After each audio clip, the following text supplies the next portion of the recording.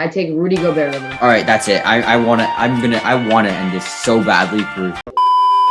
Hello, Brito, and we're back with another video. Today, I'm going to be doing another podcast with Vigo, Patrick Mafraud, and of course, my username is Russell Wilson's grandkids are rich, which is ridiculous. Well, actually, that's kind of true. He's one of the highest paid players in the NFL right now, so.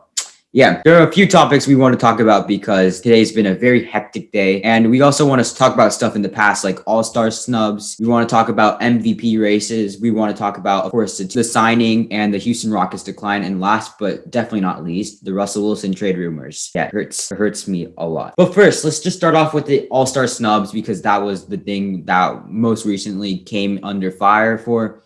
And we all know that Dame Dollar was not in the starting lineup, which is ridiculous. He's better than Luka Doncic. And of course, Devin Booker and Chris Middleton, Domantas Sabonis, and Trae Young did not make the All-Star team. But we all know that D-Book and Sabonis basically got in because some people got injured. So who do you think was the biggest snub? Gonna sound a little biased, but obviously it's Damian Lillard. He is without a doubt the most valuable player in the NBA. His team has two. He's the only player on a team in the NBA who has two starter caliber players or better. CJ McCollum being an all-star if he didn't get injured, most likely.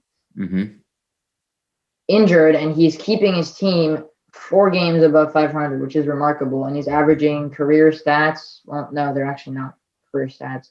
Career from the field goal percentage. And he's making and attempting a lot more threes, and that's just translating into his game.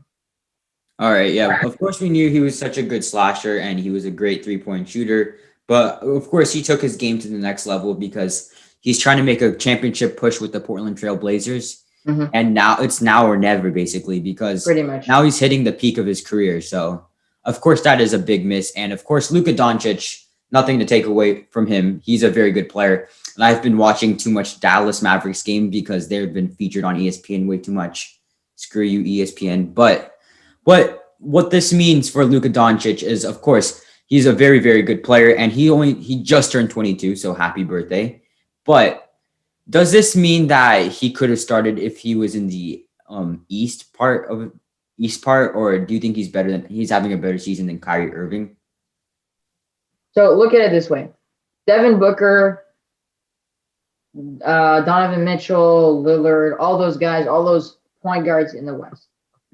Theoretically, you can look at it and say they're not better than Steph Curry, but you can also make the argument that they are. Not only that, I think you can make the argument Lillard is better than Steph Curry. You can also make the argument that he's not, but you can make the argument that Steph Curry's team is 8th in the West. The Suns are 4th. The Blazers are 5th or 6th now, and the Jazz are 1st. And all these guys, better or worse than Curry, are close to his level, and they're actually doing something for their team. Curry is just absolutely carrying his teem. Like they're at least carrying his team to nothing. That's the thing. But they're 3 games over 500, if I'm not mistaken, right? I guess. So he's carrying his team to something. Yeah, because we all know Andrew Wiggins and Kelly Oubre are nice role players. Like Oubre is now in good form and he's averaging 15.5 points per game with 6 rebounds.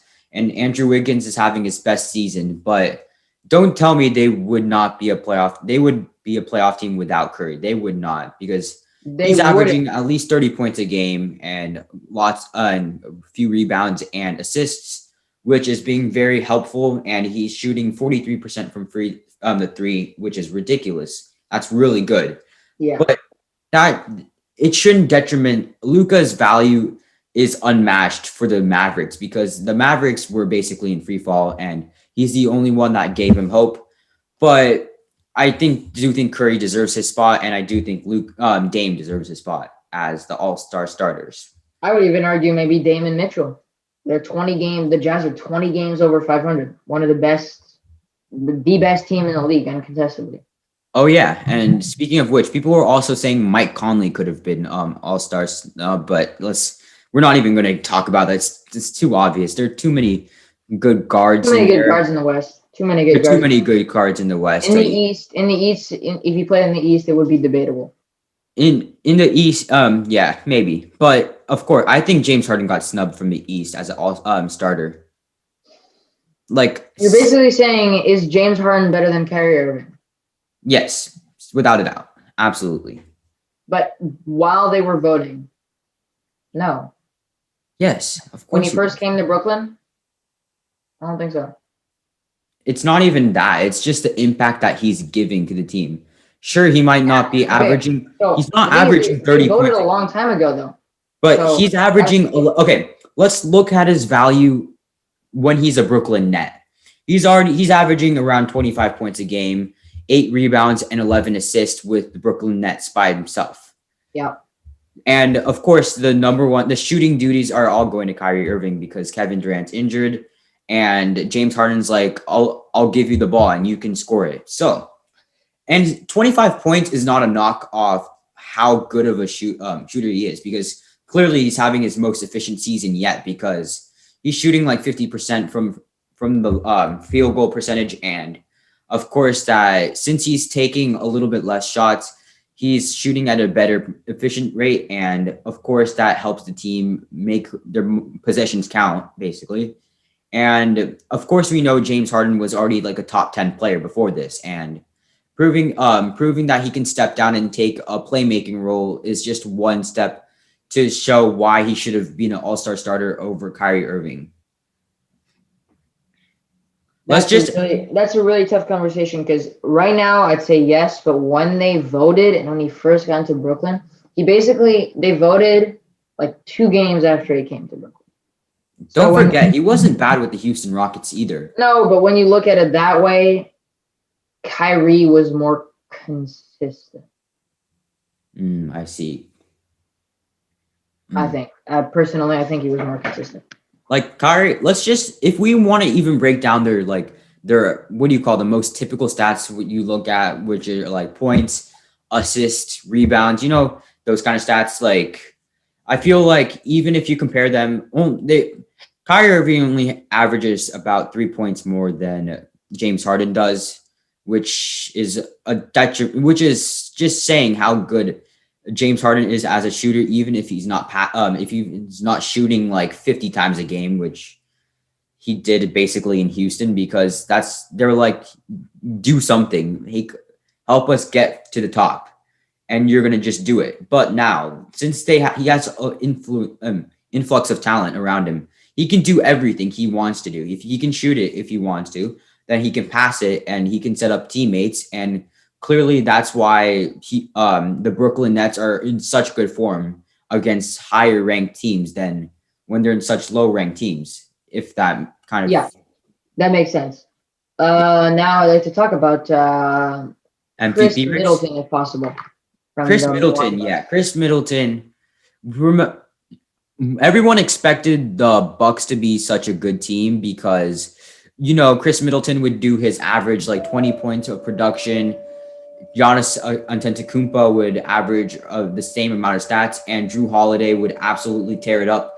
But ever since Drew Holiday's been out with injury, Chris Middleton has stepped up. He's been shooting lights out. He's been I'm not going to say comparable with Giannis Antetokounmpo, because he's his own being in the Milwaukee Bucks, but he looks like someone who could be a decent number 1 option for a team like maybe the Chicago Bulls. You compare him alongside Zach LaVine. But what I'm just trying to say is, like, Chris Middleton deserves more respect than he gets. Maybe people don't respect him for the contract that he got, which was a supermax deal. Yeah. Which apparently is a lot. But it shouldn't. But people actually don't understand how good of a player Chris Middleton is. Yeah, the thing is, the Bucks have the personnel to go all the way, and for some reason, people attribute it a lot to Giannis, because he is obviously a major reason. But they got to think, Chris Middleton's putting up over 20 points per game. That's if you're the second best player on a championship level team and you're putting up more than 20 to 25 points per game, I think you at least deserve All-Star reserve. And now the All-Star reserves that were picked over him, I think personally he was better than Zach LaVine, for example, better than even maybe Sabonis. I don't know. Maybe. Okay, buddy, you're stretching it when you say better than Zach LaVine or Domantas Sabonis, because Domantas Sabonis has turned the Pacers into a top 4 team in the East, and Zach LaVine is the only reason the Bulls are still living in the playoff section right now. And but how hard is it to be a top 4 team in the East? Let's check it out. it's not that hard, but still. NBA. There's still really, really powerful teams in the East. One second. Give me a quick second. Standings. East, 4th place, 18 and 17. Standings. West, 9th place, 60 and 16. So basically, what a 4th place is in the East is a 9th place or 8th place in the West. Okay, yeah, but the West is just loaded. Honestly, you have the Lakers, you have the Clippers, you have the Jazz, you have like the Trailblazers, you have the Nuggets. Yeah. You know, I've got to mention. Oh, come on, man! Stop flaunting that gear. I like the Trailblazers, but no one needs to see this in California. Especially the fact that everyone here is a Golden State Warrior fanboy, and I don't like. Sad. But I'm not gonna reveal my favorite team because no one needs to hear it. But yeah, I know who it is. What is it? Tell me. Isn't it OKC? Nope, absolutely not. Wait, let me guess. I want to guess. Clippers. Nope. All right, I want a hint. One hint. Western Conference or Eastern Conference? East. Boston. Nope. Indiana. One more guess. Nope, that was wrong. Chicago. Absolutely not. All right, New York. Time is up. Bye-bye. No. Let me actually guess this. I want to know. New York. Nope. You're not a Nets fan, are you? No, absolutely not. Orlando Magic? Hmm? Orlando Magic? Nope. Sorry. You can't be a Bucks fan. One last guess. You might never know. Let me look at the standings. If you were, so basically the teams left are, you're not going to be a Sixers fan. That would be too cringy. Nope. Sorry. You're not going to be, you could be a Heat fan or Raptors. You could be a Hornets fan. You could be a Hawks fan. You could really be a Hawks fan. Am I? I'm seriously interested in the Hawks, but are they my favorite team? You never know. I'll go Heat. Fuck you. Oh my God, you got it. Yes, let's go. Damn it. That's a good team to be a fan of. I'll give it to you. I'll just start off by saying that they were the first team I've ever watched on TV, so I've got to attribute to that. It's not because LeBron James was there while I originally watched him. See, whoever's editing this video, just put a little bandwagon emoji in there. Bro, the first game I've ever watched was the finals between Kevin Durant and LeBron James. Yeah, like LeBron, Bosh, Wade. Honestly, I didn't know who LeBron, Bosh, and Wade were too much. You just picked a random team that totally didn't have the best player in the country at the time. Again, these were the first team I've ever watched. So okay, fair. I kind of did the same thing with football, but that's a different discussion for another. Oh yeah, we're gonna discuss that. Okay, you need to have a talk about that. Let's move on. Let's get on to the NBA MVP. No one needed to see. Wait. I have a more important topic. I want to, if I may. Yes. The JJ Watt signing to Arizona has been potentially the craziest sports thing this month. Potentially. I don't even. That O-line is not going to be able to protect Mitch Trubisky, dude. I don't even want to discuss this because I'm a Seahawks fan. Holy cow! What do you expect me to do about this? Like, I'm just dying in the inside. Like, what did I do to deserve this? DK Metcalf is going to end with I was anticipating him to go to the Steelers or the Bills. I was like, go to the Bills. I want to see them beat the Chiefs because I hate dynasties. That's just plain and simple. I hate them. Every dynasty. Now you're pushing it with the Bills. Okay. Packers, Steelers, or Bills. Cardinals. Bills. Bills were in. Bills were not in the conversation. Yes, they were. What do you mean? Okay. Not really. So what my thoughts are on this signing. Oh no. Oh. They're basically saying Russell Wilson just leave right now before any more mental trauma comes to your head. Just leave. Again, I don't know how good that offensive line is going to be able to defend Mitch Trubisky against JJ Watt. Oh, this is I can't deal like this. This is not fair. We have to go against Aaron Donald, Nick Bosa, Chandler Jones, JJ Watt, and what am I supposed to do? Enjoy it. Oh my god. We gotta go against Justin Simmons. Well, I guess we gotta go against Joey Bosa. Joey Bosa and Melvin Ingram. Seriously. I have to deal with two potential top 5 players in the league with Aaron. No. JJ Watt is not a top 5 player in the league. He was at one point a top 5 player. Was at one point. Yeah. So I'm just going to say potentially because we don't know where he's going to be at. Yeah. But if he returns to his old form, he could be a top 5 player. Do you want to talk MVP race? Yes. Enough with the JJ Watt. I'm out of here. I can't deal with this 2-year, $31 million contract. Oh no. So let's start us off with this discussion. What needs to happen in order for Damian Lillard, to take this MVP home? He needs to make it past the divisional round.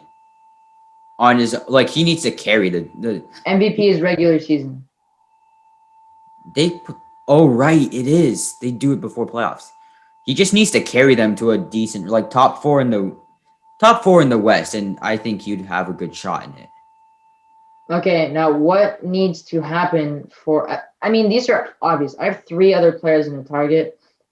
Joel Embiid, I think, is the obvious. Probably going to Joel Embiid is averaging 30 and 11. I think let's start there. I hope Joel Embiid, that as Flight Reacts calls him, clown, wins it.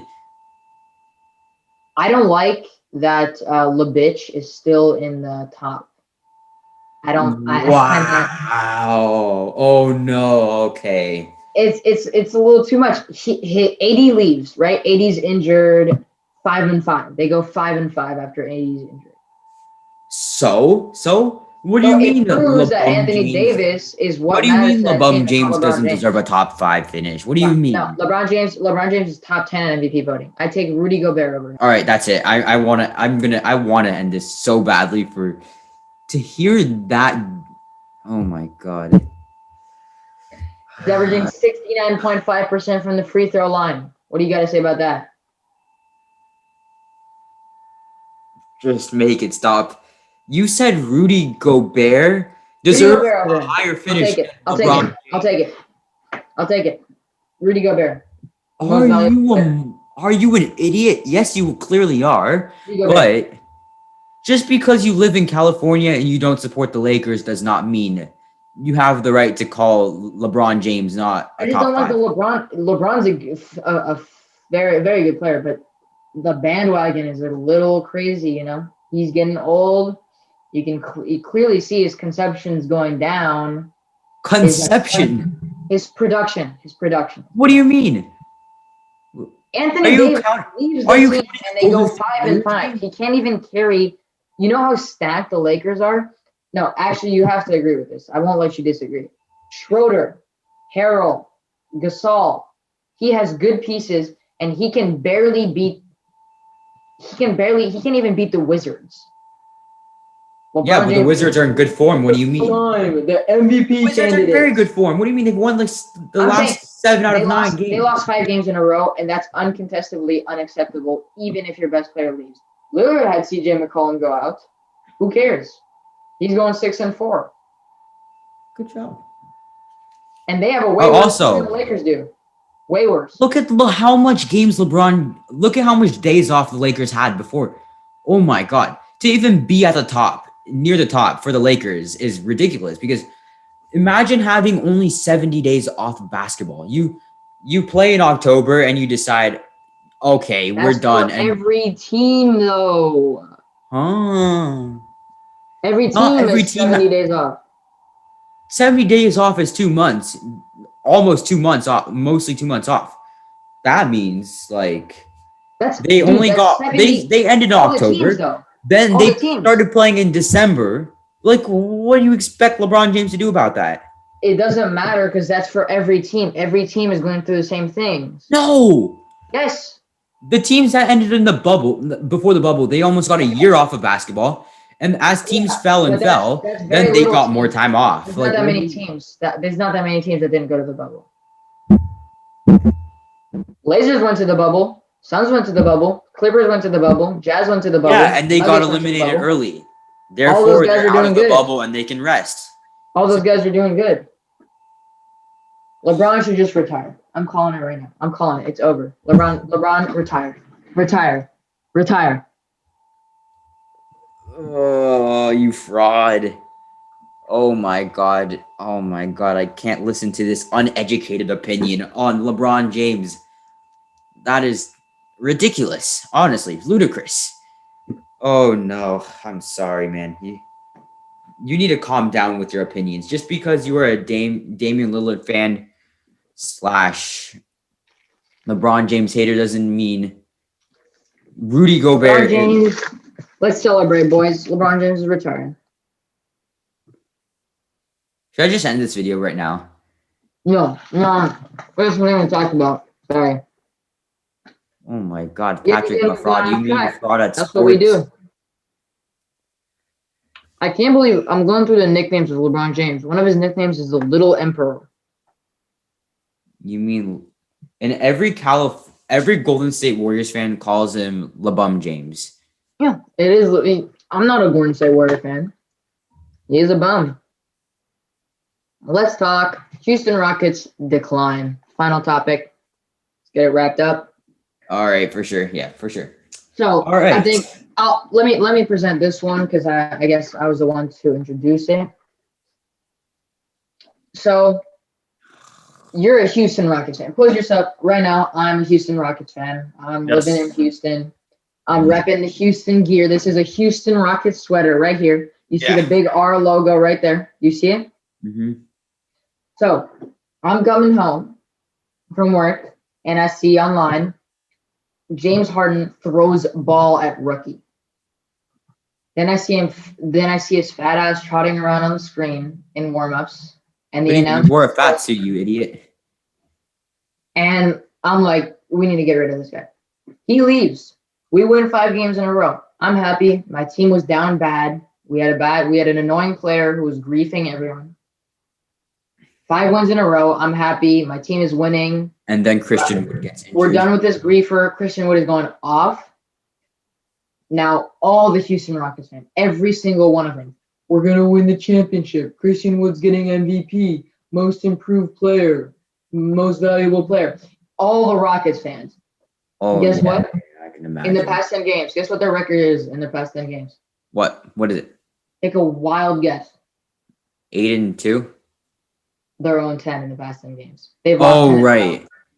right. Yeah, I'm talking about. Oh shit, I missed. The Houston Rockets have lost 10 in a row. In a row. Oh my god.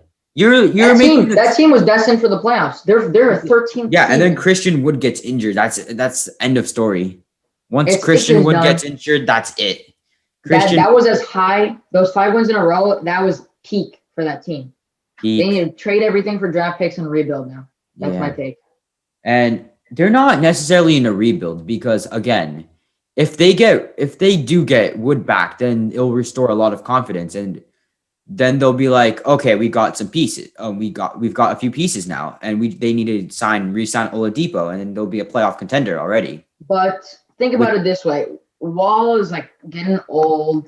It's kind of becoming a win now situation. It's a win now situation that failed miserably. Yeah, it's a win now situation, and with Christian Wood being out, if they don't win this season, I don't see John Wall. The worst case I don't see John Wall resigning. The worst case scenario that happened and that should have happened, that shouldn't have happened, just happened. Okay, you traded James Harden and you think, okay, you have a slight glimmer of hope that a cancer's left. Christian Wood gets injured. Yeah, ouch. That's a dent to your playoff dreams right there, because John Wall hasn't looked bad. Let's just say he's not looked bad. Mm-hmm. But like, two pieces is decent enough, and Oladipo has not been bad because apparently he's worth $20 million a year from what the Rockets are offering him, and he rejected. From what they've offered him like a 2-year, $45 million deal. And then it's just more like if their players weren't, it's more like a case of like if their players never got injured, what would have happened? I guess. It's more like a what if. Maybe I'm overplaying it a little. It's more like what happened with the Warriors last season. Like, except the Warriors were never good. Yeah, but they had Klay Thompson injured. Stephen Curry got injured at some point. But the Warriors had no hope. They knew with Klay injured and with Durant gone, it was done. They were just gonna rebuild this season. No, the Rockets actually need to win now. If you're gonna rebuild, then you might as well trade away like all your best star that's aging. And Stephen Curry right now is kind of aging. So if they were truly in a rebuild, they would have so much for Steph Curry. You could get a lot for Steph. If they were looking to truly rebuild, they would have had to trade Stephen Curry. CJ McCollum, Gary Trent Jr. and two first rounders for Steph Curry. Do you do it as a Warriors GM? I don't think they're biting. As a Warriors GM right now, do you do that? CJ McCollum, Gary Trent Jr., 2 first-round picks. Nope, absolutely not. 3 first-round picks. I don't think they will need. I don't think Gary Trent and CJ McCollum is all they're asking for. Honestly, it's if James Harden. One more offer. CJ McCollum, Robert Covington, Derek Jones Jr., and 3 first-round picks for Steph Curry straight up.